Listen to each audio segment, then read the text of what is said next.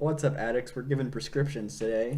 We are from a book that you started, and I read a little, or well, You read the I first read one. the whole book, yeah, but just the first one. There's 3 books currently right now, and that is, if you can read the title, Unwanted, Undead, of those before there, Adventurer. yes.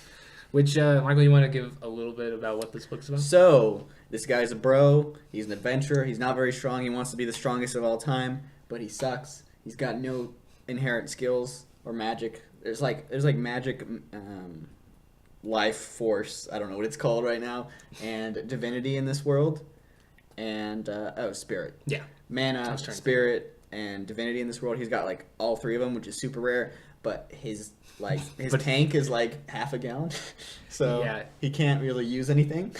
he can only make like a handful size of water pure, Yeah, like purify basically. That's it. At least from the beginning of the book that we see. yeah. So he's a bronze adventurer, and Which there's is like the second lowest. So it's like Yeah. a second tier of like the lower half of the Yeah. scaling. he's been adventuring for 10 years. Usually people quit by then, but he's still trying to adventure. He goes into the cave. He always goes in, encounters a dragon. The dragon kills him. Your phone goes off. We throw it around, and and pretty much that's it. So he gets reborn as an unwanted undead adventurer, and in this book, he's a skeleton for most of it. Yeah, and I guess we're gonna try to keep this short, but because there is a lot, so I'm gonna try There's to a lot breeze that over doesn't things. happen. Yeah. There's so like the world, I find the concept really cool. That's a plus to me. I think the characters are a little bit half and half for me. The main guy, he's he's cool in the sense that of like his whole backstory and everything, but after these events happen to him and you kind of see his journey from that point, because that's basically the beginning of the book is when he dies, there's just not a whole lot that happens. I mean, in the first book I would say it's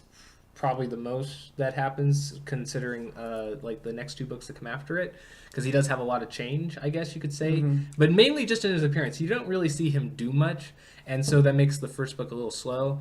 I think the writing in this book, I mean, you can kind of tell when reading it, it's probably Arthur's first novel, which I will say, to be a published author by any means is hard. Congrats. So, yeah, congrats that you can actually write that much, because that's insane. But I will say, I mean, you can definitely tell that it is his first novel, because it is, I don't want to say clunky, because that doesn't really fit when you're reading, but it's a little, I guess, Awkward. yeah, awkward's a good word for it.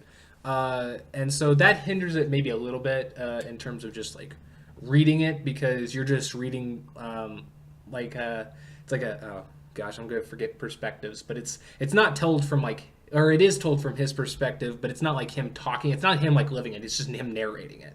So that can get a little bit slow. Yeah, a couple elements that I didn't talk about is evolution. I don't know what the first word is there.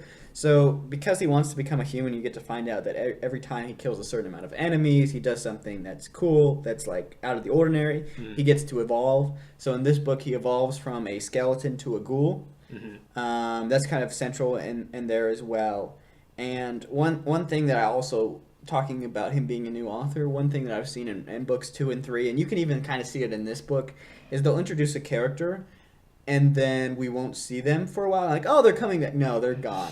Like, I mean, like, I don't even know if It's they're like, going to come back people like ever this again. character. You can wait. Yeah, that was the one thing. Like, there's one central character that stays around, but for the most part, like, there's an individual that helps him in the beginning, and once we kind of part ways, we never see her again. And in the text of the book, it says something like, well, I'm sure once I get strong enough, I'll talk to her again. But I mean, I'm 3 books in, and we still have never seen her. Yeah, that was like one thing that is like he comes across. This isn't too much of a spoiler, but he comes across as a young, newer adventurer that, for the life of me, I can't remember. Rena? No, Raina? Is that right? I think so. Something close to that. And she's pretty interesting. I think that's where the book starts to get a little bit of traction. And then we get to see after she's initially helped him, he pushes her away a bit. And but he's like, oh, I'll have to go back and like meet up with her again sometime. But like you don't see her at all. Like that's the last time you see her in the entire first book.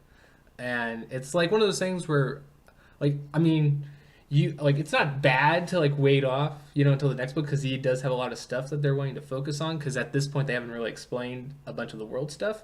But at the same time, I felt it was kind of like, well, that you just spent this whole time talking about her and like you getting to like trust her and everything, and it's just no. Yeah, and I feel like it does that quite a bit with many different characters. That's probably the weakest point of the book. Another thing that Josh, we talked about the book being awkward. It's also kind of slow. In the first book, it's not so much because they have building the world from scratch. Yeah. But for example, in the second book, I would say two major things of note happen. And in the third book, I would say one thing that actually matters happens. Maybe one and a half.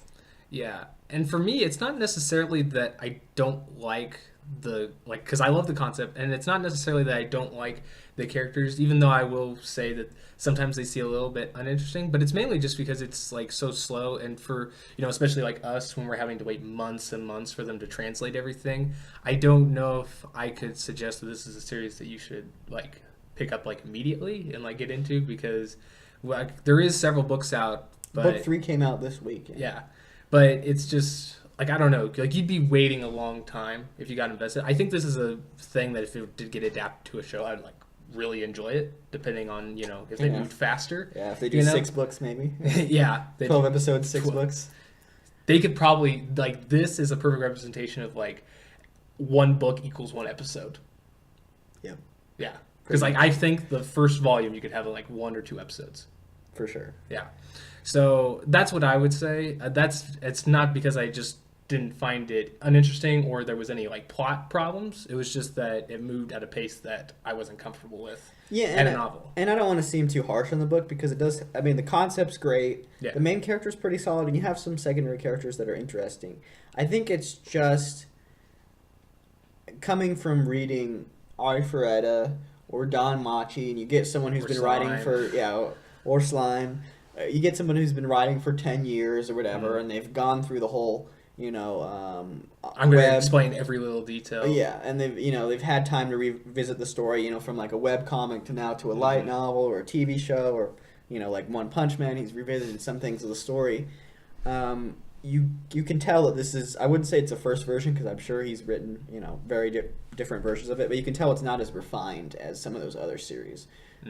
So that's kind of where I think I probably liked the first book a little bit more than Josh did. I think it probably would have been a worth it or a high, I like it, that kind of range. But if you take the series as a whole, I think if you really like the concept, and I would suggest getting book 1 just to see.